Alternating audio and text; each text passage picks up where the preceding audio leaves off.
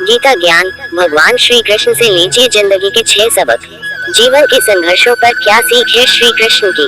शिक्षा के मामले में क्या सबक ले सकते हैं। किस तरह खुद को भविष्य के लिए तैयार करना चाहिए। मन की शांति कितनी जरूरी है। अगर गौर करें तो हम पाएंगे कि भगवान श्री कृष्ण का पूरा जीवन मैनेजमेंट की प्रयोगशाला जैसा है। कुरुक्षेत्र में 2 सेनाओं के बीच खड़े होकर भारी तनाव के समय उन्होंने अर्जुन को जो ज्ञान दिया वह दुनिया में श्रेष्ठतम है। गीता का जन्म हुआ युद्ध के मैदान में 2 सेनाओं के बीच। जीवन की श्रेष्ठतम बातें भारी तनाव और दबाव में ही बाहर निकलती हैं। अगर आप दिमाग को शांत और मन को स्थिर रखने की कोशिश करें तो सबसे बुरी परिस्थितियों में भी अपने लिए कुछ बहुत बेहतरीन निकाल पाएंगे। यही सिखाते हैं कृष्ण। गीता पढ़ने से पहले अगर इसी बात को समझ लिया जाए तो गीता पढ़ना सफल हुआ मानो। श्री कृष्ण का जीवन ऐसी ही बातों से भरा पड़ा है। जरूरत है नजरिए की। उनका जीवन आपके लिए माइथोलॉजी का एक हिस्सा मात्र भी हो सकता है और आपका पूरा जीवन बदल कर रख देने वाला ज्ञान भी। यह हमें तय करना है कि हम उनके जीवन से लेना क्या चाहते हैं। श्री कृष्ण मात्र कथाओं में पढ़े या सुने जाने वाले पात्र नहीं, वह चरित्र और व्यवहार में उतारे जाने वाले देव हैं। वह हमें सीख देते हैं कि कभी अगर आपको जीवन की स्थितियों पर रोना आए तो एक बार श्री कृष्ण की जीवनी पर नजर जरूर डाल लें। रोना बंद कर देंगे आप। श्री कृष्ण ने एक जेल में जन्म लिया था और जन्म लेने के तुरंत बाद ही उन्हें रात में ही उफनती यमुना पार कर गोकुल ले जाया गया। तीसरे दिन ही राक्षस ने पूतना उन्हें मारने आ पहुंची और यहाँ से जो संघर्ष का सिलसिला शुरू हुआ वह देह त्यागने तक बना रहा। भगवान श्री कृष्ण का जीवन कहता है, आप कोई भी हो, संसार में आए हैं तो जब तक जीवन है आपको संघर्ष करना ही होगा।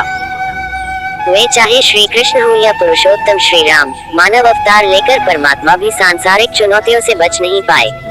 लेकिन श्री कृष्ण ने कभी किसी बात की शिकायत नहीं की। हर परिस्थिति को जिया और जीता।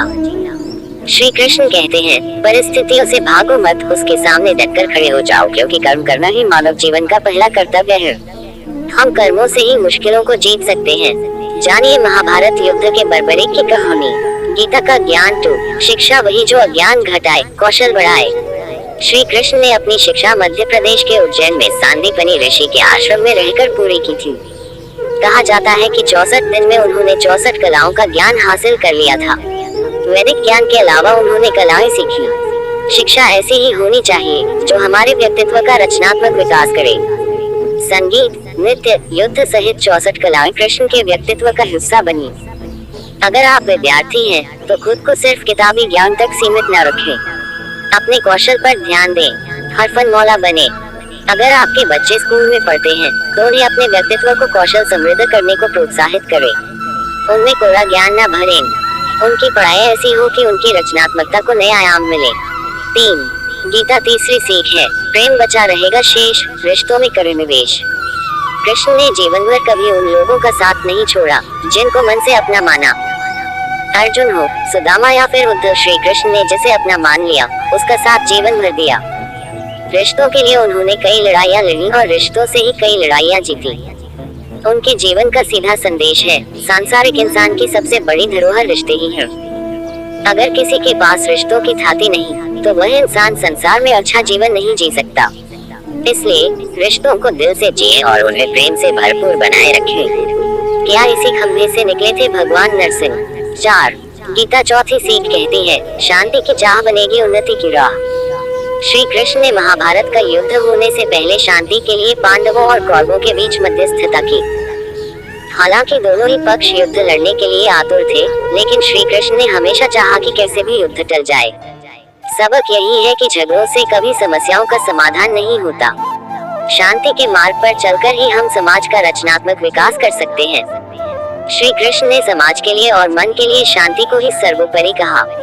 उन्होंने समझाया कि कोई भी परेशानी तब तक मिट नहीं सकती।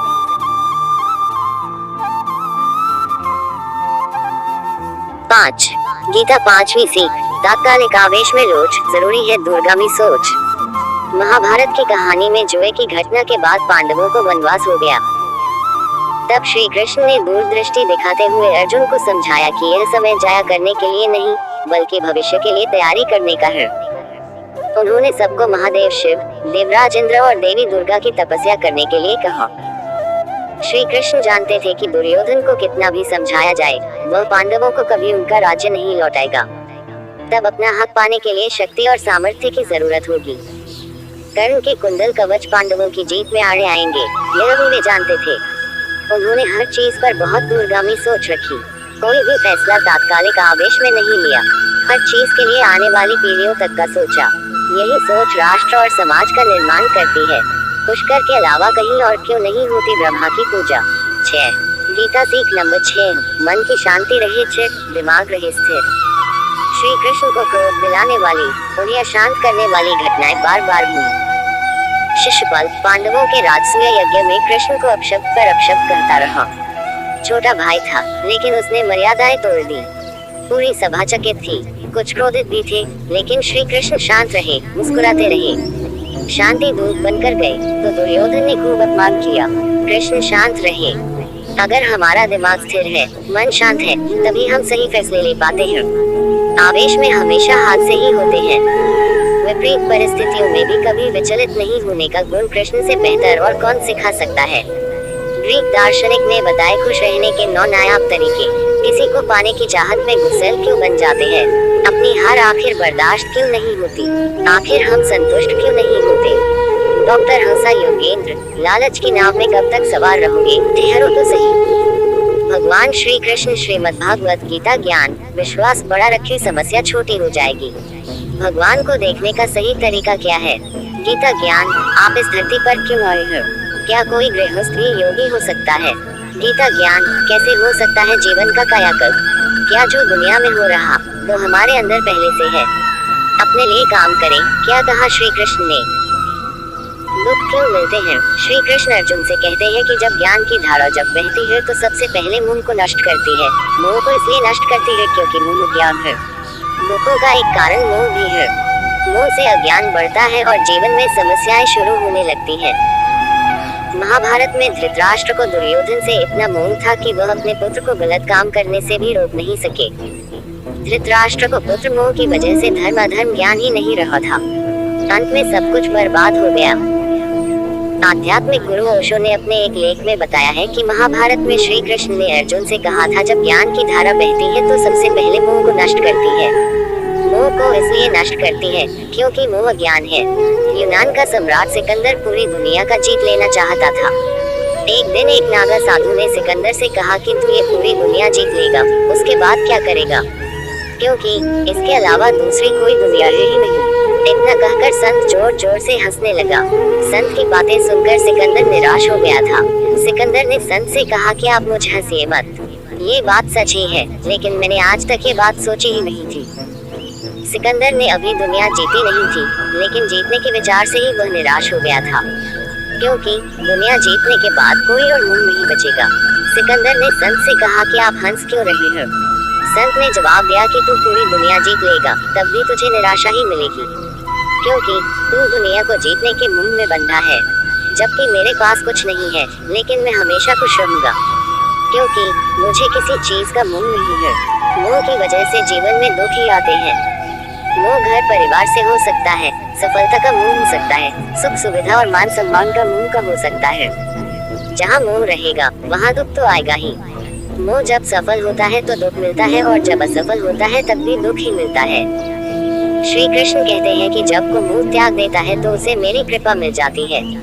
मोह रहित व्यक्ति परम आनंद प्राप्त करता है, इसीलिए मोह का त्याग करना चाहिए।